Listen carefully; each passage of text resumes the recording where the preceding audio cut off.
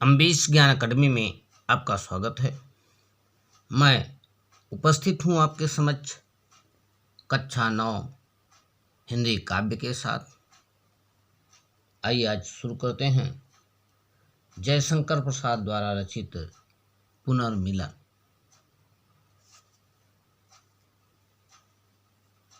तो देखिए, पुनर्मिलन। चौंक उठी अपने विचार से, कुछ दूरागत ध्वनि सुनती, इस निस्तब्ध निशा में कोई चली आ रही है कहती। अरे बता दो मुझे दया कर, कहाँ प्रवासी है मेरा, उसी बावले से मिलने को डाल रही हूँ मैं फेरा। यहाँ तक। सबसे पहले इसका संदर्भ देखते हैं। संदर्भ में आप लिखिए, प्रस्तुत पद्यांश हमारी पाठ्य पुस्तक हिंदी काव्य के पुनर्मिलन कविता से लिया गया है। यह कविता जयशंकर प्रसाद द्वारा रचित कामायनी महाकाव्य से संकलित है। इसके बाद आप अर्थ देखिए। चौंक उठी अपने विचार से।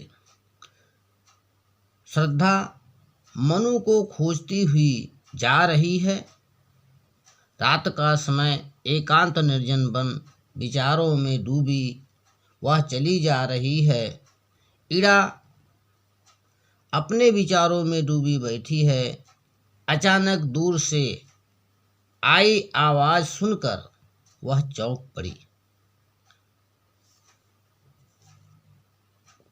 दूरागत ध्वनि सुनते, दूर से आई हुई आवाज को वह सुनकर इस निस्तब्ध निशा में कोई, इस सुनसान रात में कोई चली आ रही है कहती, कहती हुई चली आ रही है।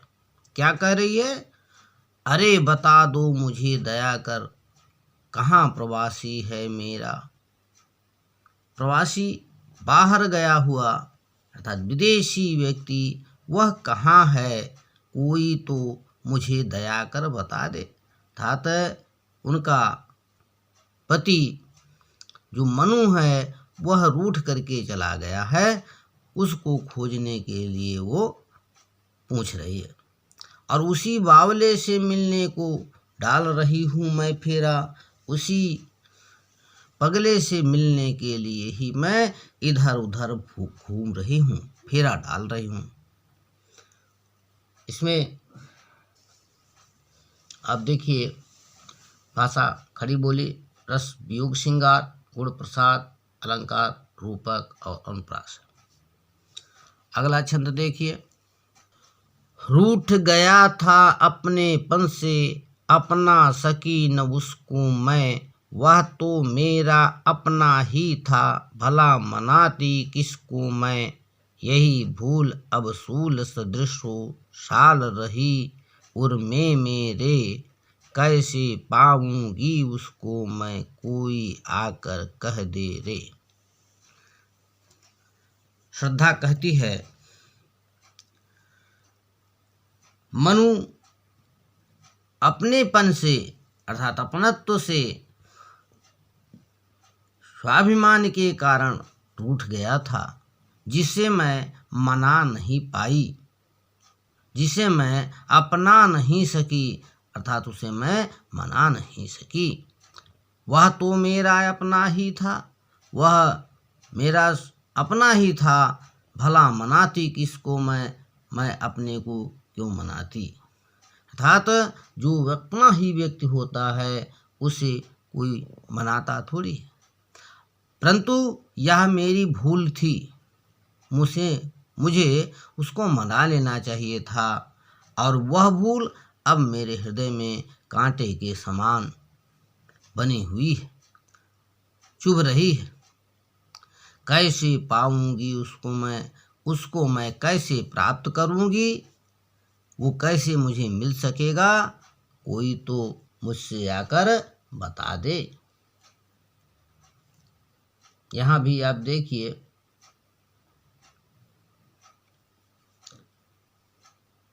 और यहाँ भी वही है।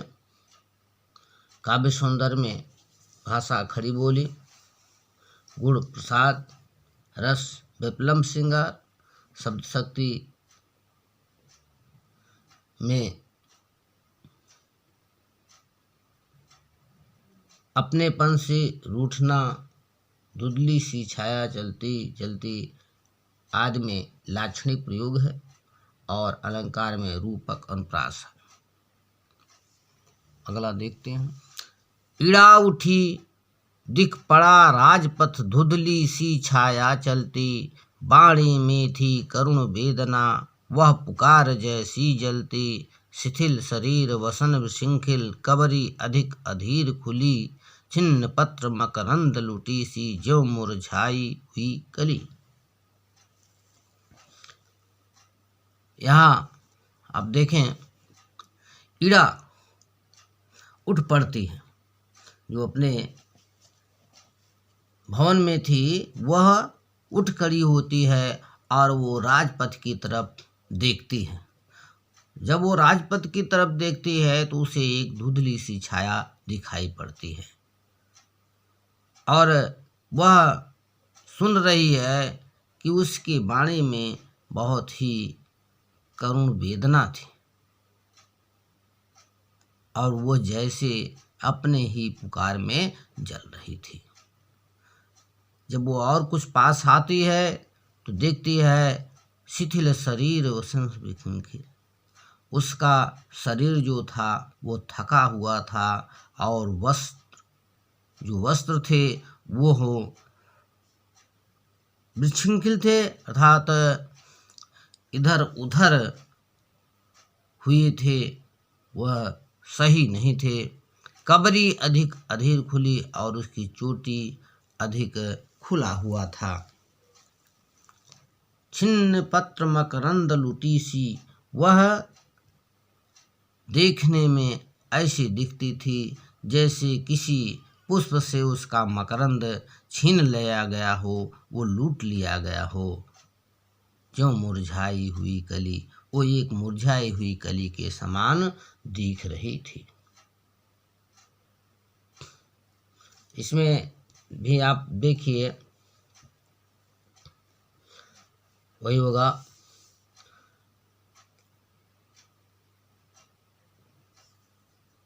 गुण प्रसाद, रस विप्लव श्रृंगार, अलंकार रूपक अनुप्रास ही होगा।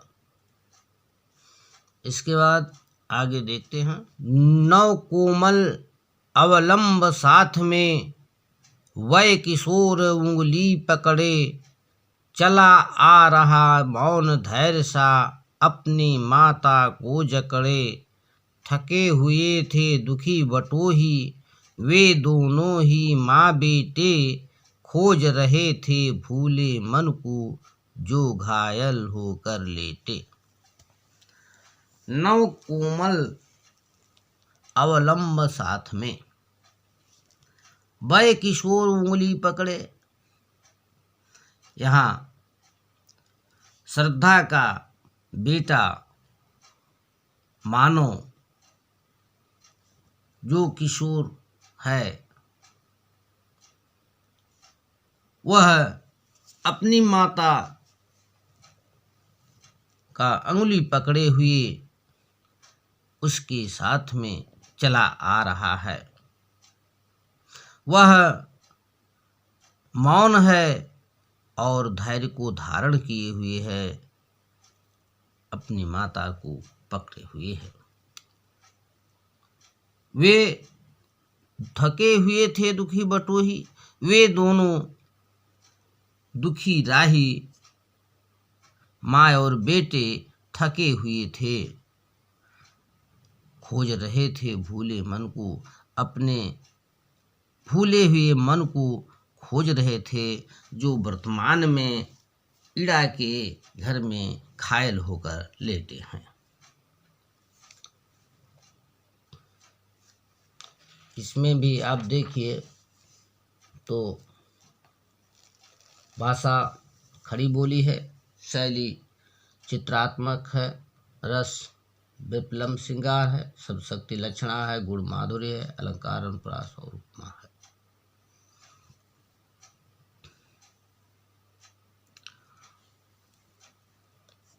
आगे देखते हैं।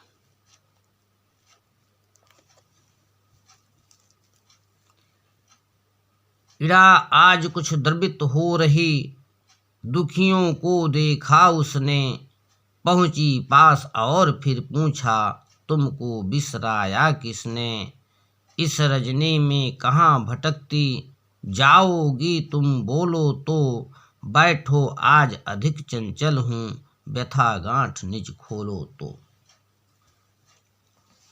इड़ा आज कुछ द्रवित हो रही, यहाँ कवि कहना चाहता है कि इड़ा श्रद्धा की करुण वाणी को सुनकर उसके पास जाती है, उसके पास जाती है और उन दुखियारियों को देख करके इड़ा द्रवित हो जाती है, पिघल जाती है, हाथ उसके अंदर करुण भावना आ जाती है, दया की भावना आ जाती है।